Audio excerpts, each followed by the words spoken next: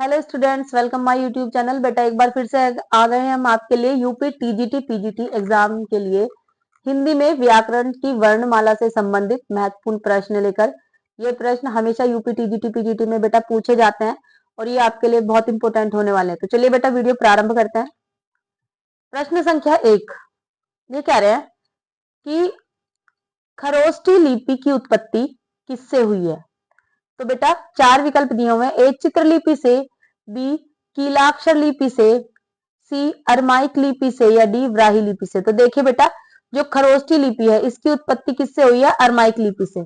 सी विकल्प आपका बिल्कुल सही है। चलिए इसके बारे में थोड़ा जान लेते हैं। ये जो बेटा खरोष्ठी लिपि है, ठीक है, इस लिपि को हम गांधारी लिपि भी कहते हैं क्योंकि ये लिपि संस्कृत और गांधारी दोनों भाषाओं को लिपिबद्ध करने के काम आती है।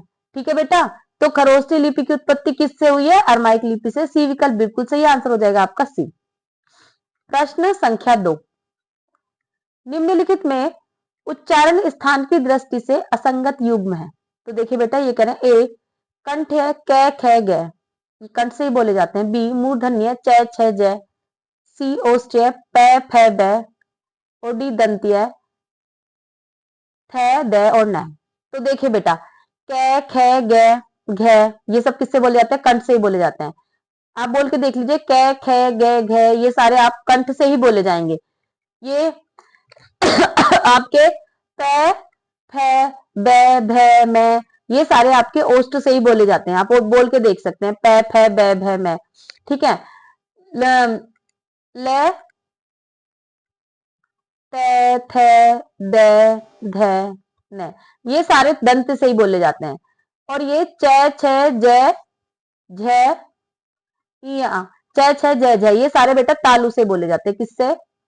तालव्य। ठीक है, ये मूर्धा से नहीं बोले जाते हैं। मूर्धा से क्या बोले जाते हैं? ट ठ ड और सॉरी ड और ढ। ठीक है बेटा, तो मूर्धा से क्या बोले जाते हैं? ट ठ ड ढ। और तालव्य से क्या बोले जाता है? च छ ज झ। तो बेटा ये जो बी विकल्प है आपका ये असंगत है। ठीक है, बी विकल्प आपका इस क्वेश्चन के हिसाब से सही है, तो आंसर हो जाएगा आपका बी। प्रश्न संख्या 3 डॉक्टर धीरेन्द्र वर्मा ने वैदिक ध्वनि की संख्या मानी है। 4 विकल्प है। ए 13 स्वर 38 व्यंजन टोटल 51, बी 12 स्वर 34 व्यंजन टोटल स्वर 46, सी 15 स्वर 41 व्यंजन टोटल स्वर 56 यानी कि 56, डी उपयुक्त में से एक से अधिक और डी उपयुक्त में से कोई नहीं। तो आंसर हो जाएगा बेटा उपयुक्त में से कोई नहीं, क्योंकि धीरेन्द्र वर्मा ने स्वरों की संख्या तो 13 ही मानी है बेटा, लेकिन व्यंजन की संख्या कितनी मानी है? व्यंजन की संख्या मानी है उन्होंने 39। ठीक है, और इस तरह से उन्होंने टोटल 52 वर्ण माने हैं। ठीक है बेटा, कितने वर्ण माने हैं? टोटल 52, 52 वर्ण उन्होंने टोटल माने हैं। ठीक है, तो आंसर क्या हो जाएगा आपका ई। प्रश्न चलिए इसके बारे में थोड़ा सा और पढ़ लेते हैं। देखिए डॉक्टर धीरेन्द्र वर्मा ने अपनी पुस्तक हिंदी भाषा का इतिहास किसमें हिंदी भाषा का इतिहास किसने लिखी है? डॉक्टर धीरेन्द्र वर्मा ने। में वैदिक ध्वनियों की कुल संख्या 52 बताइए। कितनी बताइए बेटा? वैदिक ध्वनियों की संख्या 52 बताइए। इन्होंने कहा है कि कुल 13 स्वर होते हैं, जिसमें से 4 मूल स्वर होते हैं, जिसमें से 9 मूल स्वर होते हैं और 4 संयुक्त स्वर होते हैं। ठीक है, कुल स्वर कितने होते हैं? 39, जो कि हमने आपको यहाँ बताया था 39 होते हैं। ठीक है, अब इसमें से क्या होता है?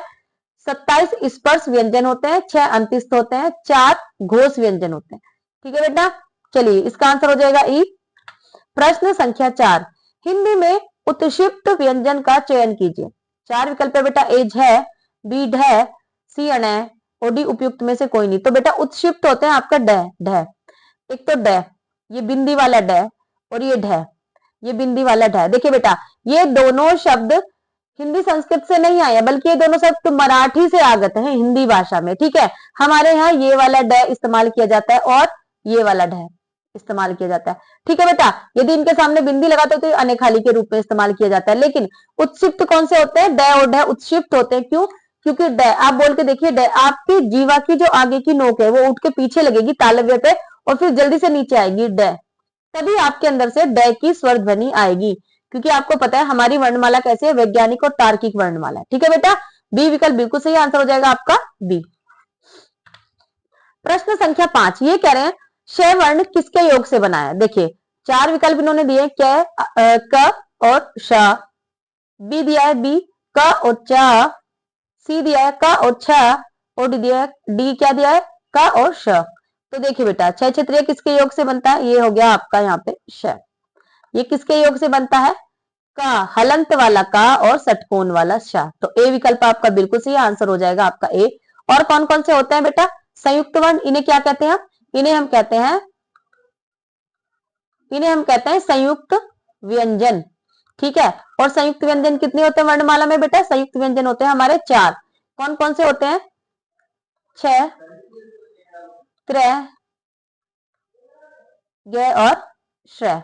ये कितने होते हैं बेटा, ये होते हैं आपके संयुक्त व्यंजन। ठीक है, चलिए प्रश्न संख्या 6। जिन ध्वनियों के सहयोग से शब्द का निर्माण होता है उन्हें क्या कहते हैं, जिन ध्वनियों के सहयोग से शब्द का निर्माण होता है बेटा, चार विकल्प है, ए ध्वनि, बी प्रतिध्वनि, सी वाणी और डी स्वनिम। तो बेटा जिन ध्वनियों के सहयोग से शब्द का निर्माण होता है उन्हें हम स्वनिम कहते हैं। ठीक है, डी विकल्प आपका बिल्कुल सही आंसर हो जाएगा आपका डी। प्रश्न संख्या 7। इनमें से कौन सी ध्वनि अवधि में नहीं होती, चार विकल्प है, एक है बी अण, सी न और डी में। तो बेटा अण ध्वनि अवधि भाषा में नहीं होती है, बी विकल्प आपका बिल्कुल सही है, बी आंसर हो जाएगा बी। अण का अवधि भाषा में न हो जाता है। ठीक है बेटा। प्रश्न संख्या 8। प्रसन्नता शब्द में कौन सी ध्वनि है, चार विकल्प है, ए संयुक्त ध्वनि, बी संपृक्त ध्वनि, सी युग्मक ध्वनि और डी उपयुक्त में से कोई नहीं। तो बेटा प्रसन्नता शब्द में जो ध्वनि है न ये है, कौन सी है, ये युग्मक ध्वनि। ठीक है, जब एक आधा और एक पूरा आए, या जहां आधा आधा और सॉरी आधा ये वाला, पूरा ये वाला, यानी कि च और च ऐसे आ जाए, आधा में और पूरा में आ जाए, तो ये कौन सी ध्वनि होती है बेटा, ये होती है युग्मक ध्वनि। ठीक है, जब दो वर्ण एक साथ हों, एक ए के बिना और ए के साथ, एक आधा और एक पूरा, तो वो उन्हें युग्मक ध्वनि कहते हैं। प्रश्न संख्या 9। स्वर ध्वनि के प्रकार होते हैं, ए दीर्घ, बी प्लुत, सी हरस और डी उपयुक्त तीनों। तो देखिए बेटा स्वर ध्वनि के प्रकार दीर्घ भी होता है, प्लुत भी होता है, हरस भी होता है, यानी कि विकल्प हो जाएगा तीनों। क्यों, क्योंकि देखिए दीर्घ स्वर वो होते हैं जिनको बोलने में दो सेकंड का समय लगता है, हरस्व स्वर वो होते हैं जिनको बोलने में 1 सेकंड का समय लगता है, प्लुत स्वर वो होते हैं जिन्हें बोलने में 2 से अधिक सेकंड का समय लगता है, जैसे ओम। ठीक है, अब चलिए और आगे बताएंगे बेटा। प्रश्न संख्या 10। स्वरों के उच्चारण में लगने वाले समय को क्या कहते हैं, चार विकल्प है। देखिए बेटा आपको प्रश्न बहुत अच्छे से पढ़ना है कि स्वरों के उच्चारण में लगने वाले समय को क्या कहते हैं। चार विकल्प है, ए मात्रा, बी अनुस्वार, सी ह्रस्व और डी प्लुत। तो बेटा स्वरों के उच्चारण में लगने वाले समय को हम क्या कहते हैं, मात्रा।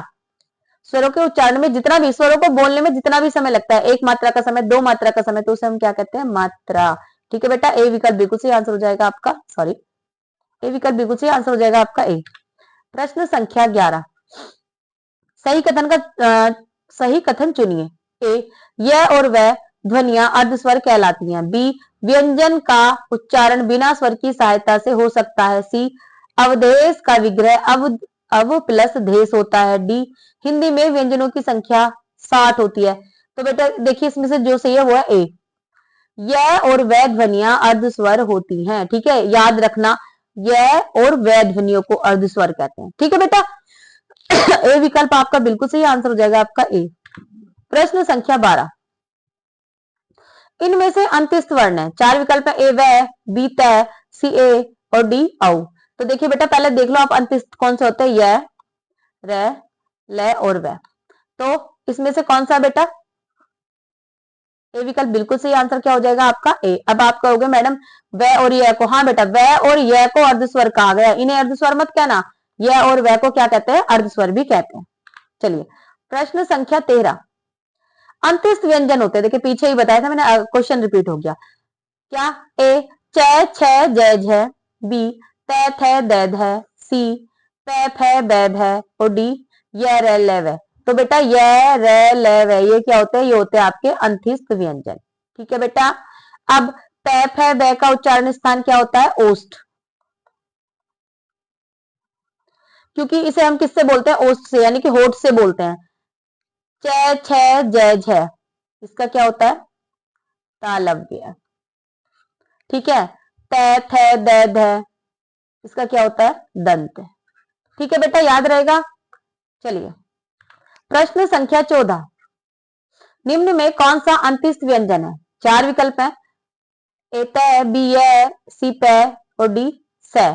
तो कौन से होते हैं? य, र, ले, व। देखिए बेटा आप इन्हें याद कर लीजिए, क्योंकि यदि आप इन्हें याद कर लेंगे ना तो आपको ये याद रहेंगे मिस। तो देखिए ये रहा बी विकल्प बिल्कुल सही आंसर क्या हो जाएगा आपका? बी। प्रश्न संख्या 15, देखिए बेटा हम हर रोज सुबह को आपको एक व्याकरण की वीडियो देंगे। हम पूरा व्याकरण आपका कवर कर देंगे हर रोज सुबह। हमारी वीडियो जिस भी टाइम आएगी उसी टाइम आपके पास वीडियो पहुंच जाया करेगी। इसमें से कौन सी ध्वनि अंत्यस्थ नहीं है? और यदि आपको और कुछ भी पढ़ना है तो आप हमें मैसेज करके बता सकते हैं। अब बेटा ये कह रहे हैं अंत्यस्थ नहीं है। चार विकल्प है, ए व, बी व, सी र और डी ल। तो देखिए बेटा अंत्यस्थ ध्वनि कौन सी नहीं है? हमने लिखा था यह रे ले वे, ये ध्वनि अंत्यस्थ होते हैं। अब ये भी है, ये भी है, ये भी है, तो ये भी है, कौन सा हो जाएगा? आंसर हो जाएगा बी। बी विकल्प आपका बिल्कुल सही है, क्योंकि ये अंत्यस्थ ध्वनि नहीं है। ठीक है, आंसर हो जाएगा आपका बेटा बी। चलिए प्रश्न संख्या 16, इनमें से कौन सा वर्ण स्पर्श व्यंजन नहीं है? चार विकल्प है, एक है, बी च, सी ट और डी है।